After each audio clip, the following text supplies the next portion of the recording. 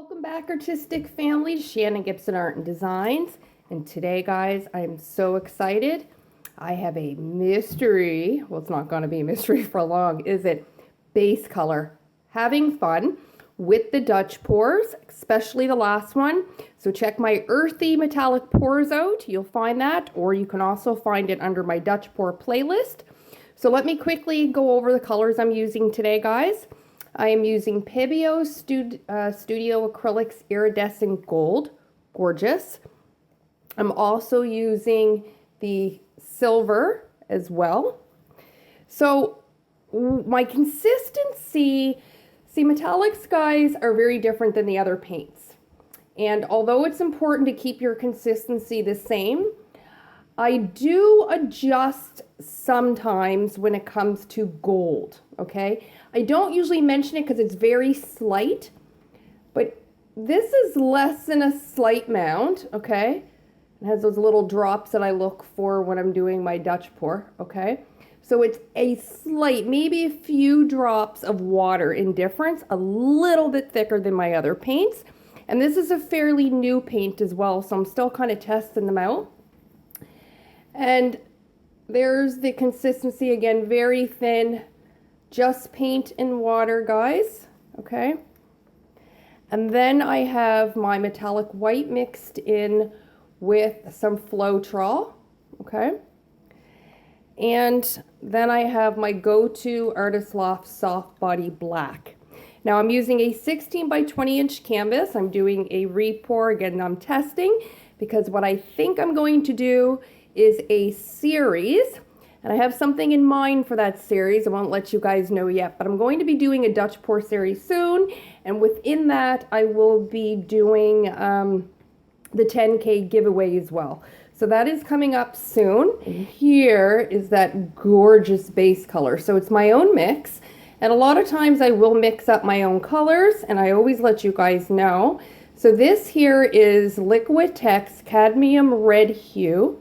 Okay, and then what I did was I put a shot of, well, not a shot, but I put a little bit of Artist Loft Flow Black in it just to deepen the color. So when you add black, you're changing the shade, and white, you're changing the tint, and then tone is you're adding gray. So I changed the shade, made it a bit darker, a lot deeper. It's close to like a burgundy. Gorgeous. So I'm thinking with these colors, of course, it's going to look well, great. What I'm hoping, though, is I don't want too much pink. So let's just hope that doesn't happen. So let's go ahead, guys, and flood the canvas.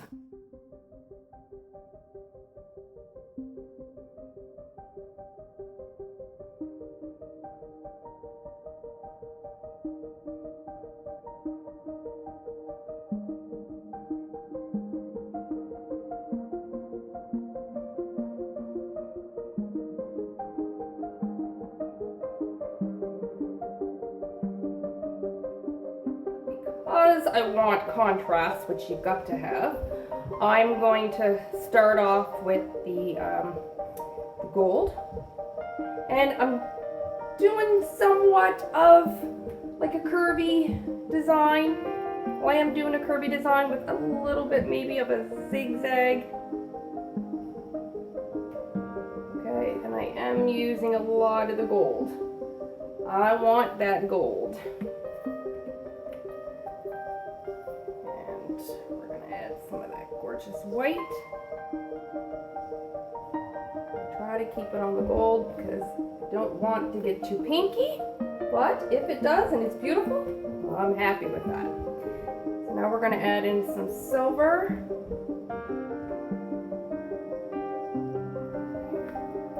Of course, you guys know, got to use the black. Down right on the red as well. Okay, I'm loving that. And I remembered to save some to blow, but I don't want to put too much. Even though the last one I ended up having just the right amount, which is what I want, I only want to blow just a tiny bit over it. Okay, just a tiny bit.